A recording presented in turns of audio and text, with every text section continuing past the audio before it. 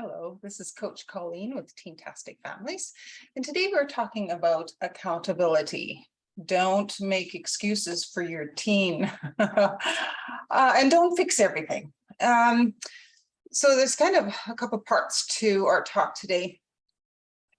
Don't fix everything. Really, I mean, who of us has somebody that fixes everything for us? And so to do that for our teens, it's one thing to do it for your kids. Even then, when they're younger, you want to show them that, help them figure things out for themselves. And of course, as you get older, you help them with that.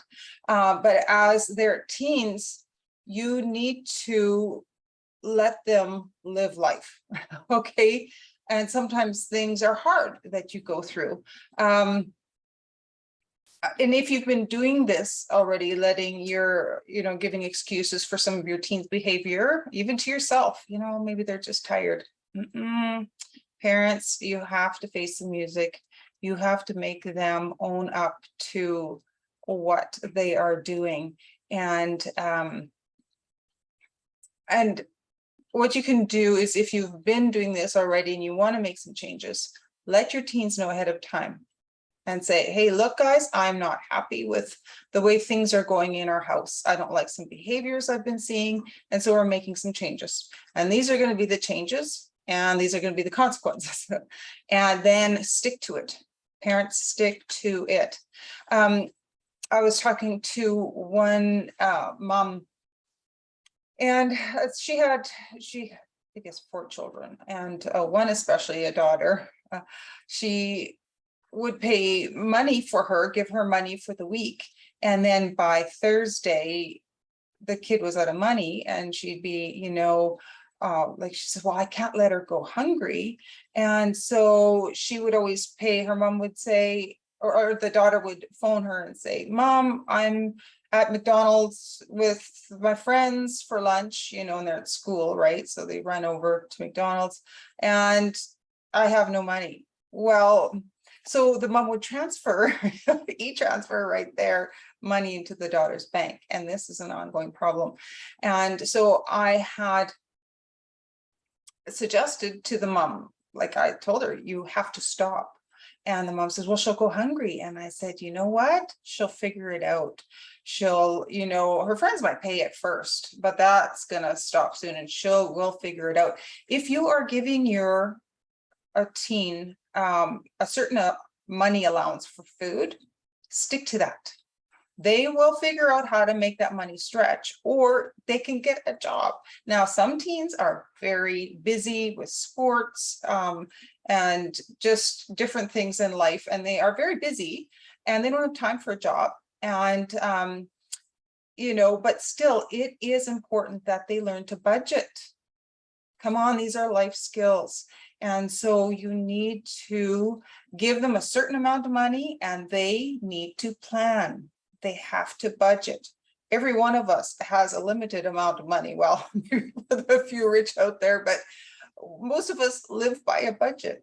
And so they have to learn this. These are life skills. And so that's one reason you could say this, if you're making a change in your home, saying, look, these are life skills you need to learn, and you're not learning them. So I'm not going to give you any more money. If you run out on Thursday, bring a sandwich. You better start bringing stuff from home, because you're not going to get money again until Monday morning or whenever it is. Maybe you do chores on Saturday, like a previous video that I've done, and you give out allowances and money for the next week on Saturday.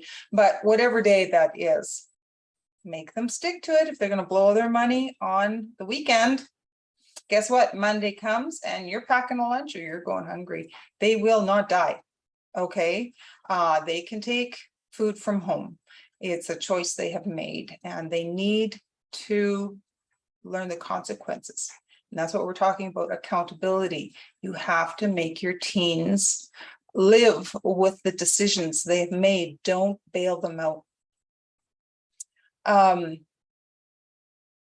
Also, too, when you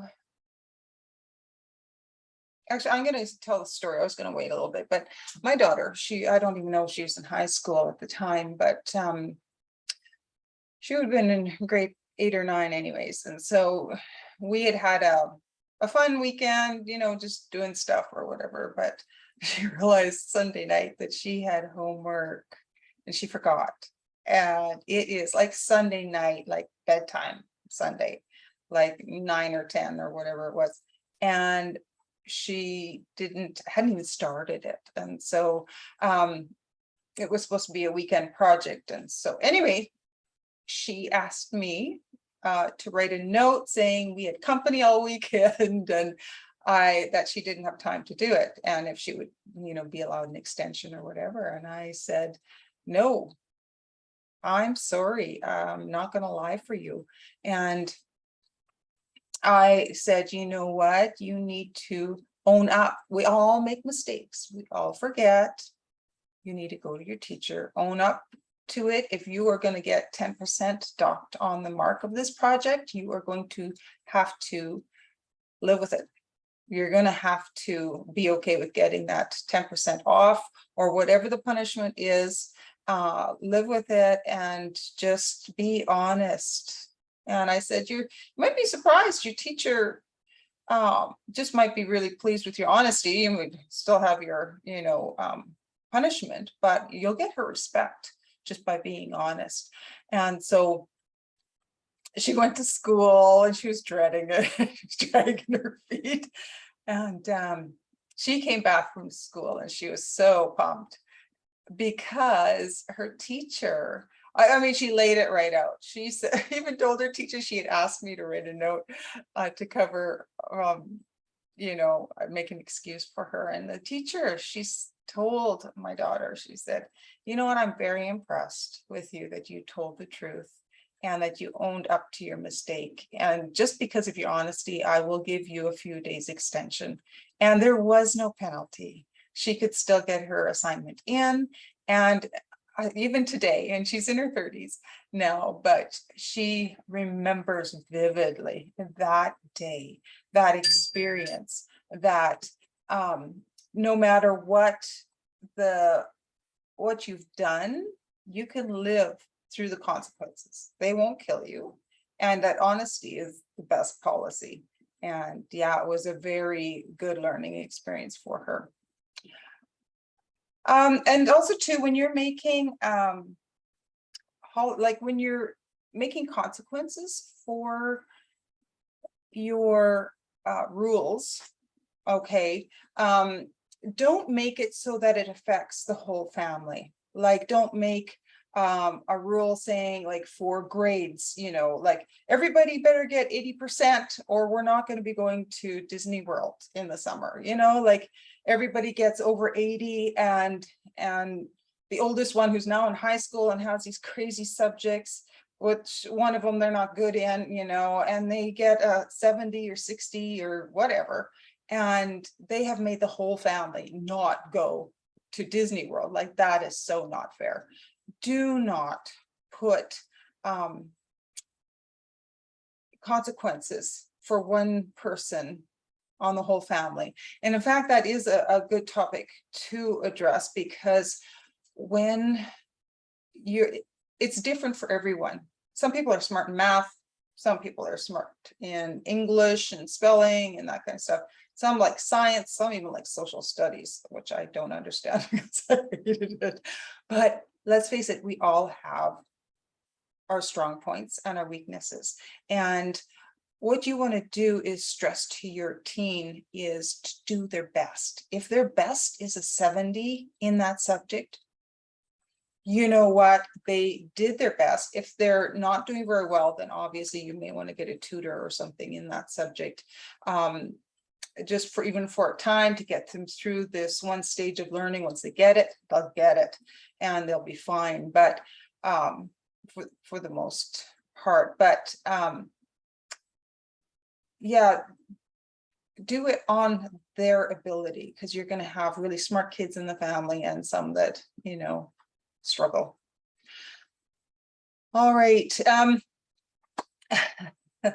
I used to always say when my kids were teens that, you know, they would complain about life. And I've said this in some of the videos, but it bears repeating. you know, sometimes life sucks. It just does. Bad things happen at school, out there in the house, things aren't fair. My son used to count how many cherries I used to give everybody, make sure they were all even, just about drove me mad. But, you know, sometimes things are unfair. Some kids compare you to the really rich relatives or really rich, people in the school. Well, they have their own car, and that cars ends up being better than the one you're driving. I guess it's just some wealthier families out there, and I used to tell my kids, just be glad you were born in this family and not in a third world country, like we need to count our blessings. And I used to say, you know what, life sucks and then you die. Life goes on, it is what it is. And we have to learn to work with what we have been given and be grateful for it. Be grateful for it is huge. We need to teach our teens and ourselves. It's a good practice just to be grateful and content with, what God has given us. And so we need to teach our teens and children how to wait for things. We live in a microwave society where people want things now. And it's a good practice for us as well. We need to learn to wait for things. You are creating a monster if you are giving in to tantrums in the store for little kids. Don't give in. And it's a good thing to teach your teen how to save, like I mentioned, that when mom, teaching your teen, maybe they're not good at math. Maybe they don't realize that, okay, say you got, $40 for the week. I'm just picking a number. Okay, you have 5 days of the week. So that's less than $10 a day that you get to spend on lunch. And so if you help them break it down, how much that actually is per day, and that's not spending anything on the weekends, help them see how that breaks down. And so that's a good step for a lot of teens. They just don't, it doesn't compute, right? So, teach your teen how to deal with disappointments. We are all going to be disappointed on, how people treat us. If they borrow money to somebody, they have to be prepared that this person may not pay them back or pay them back as soon as what they had thought or what the agreement was, or teach them how to deal with these disappointments even ahead of time. Okay, if you're going to lend money, be prepared. You may not get that back. So, and that's just skills in life, right? Even the Bible says, don't, if you lend to somebody and require interest, how much better is that than anybody out there? That doesn't show God's love. It's, borrowing without interest and being prepared not to actually ever get it back. And if you're not prepared to give it, don't lend it, was always my rule for my teens. And so if somebody did betray you, and they've lost your trust, walk that through with them about, these different scenarios, what could have gone differently, what you could have done, what different things you could have set in place, it's good. It's such a wide scale. This could be about anything. And so it's hard to put those parameters just in a video like this. And yeah, so the main focus on today is accountability. And it took me a process. When I first started working with troubled teens and we were fostering, well, it was under the foster program, but we worked with Woods Homes out of Calgary, Alberta, Canada. And our supervisor, sweetheart lady, she used to tell me, these are the rules of Woods Homes. You need to enforce them in your home. And she would say, if you're not going to set these rules and tell your teens these are the rules, I will do it for you. Okay, I can do this. And so I remember our first girl, and I said, okay, these are the rules that, Woods Homes requires of us to set in place. And, we have to do them. And I was giving all this explanation. A few years later, I had done up my own pamphlet, and it's like, these are the house rules here. If you can't live by them, this is not the house for you. So I changed. I grew. I became more assertive as a parent. And you have to be that way with teens, or they, depending on your teen, mind you, they will run all over you. And you have to know what your rules are and how far you are willing to go to enforce those rules, and they know it. So again, this is where I stress my coaching program, because I did not learn this overnight. I went to weekly meetings, monthly meetings for actually a few years. Like I said, I've been doing this for several years, and we had these regular meetings where our supervisors would go, okay, are you guys doing this? Are you enforcing this? How's this going? And it was fabulous. And that is, I mean, you can watch videos all day long, and I love videos. I'm doing videos.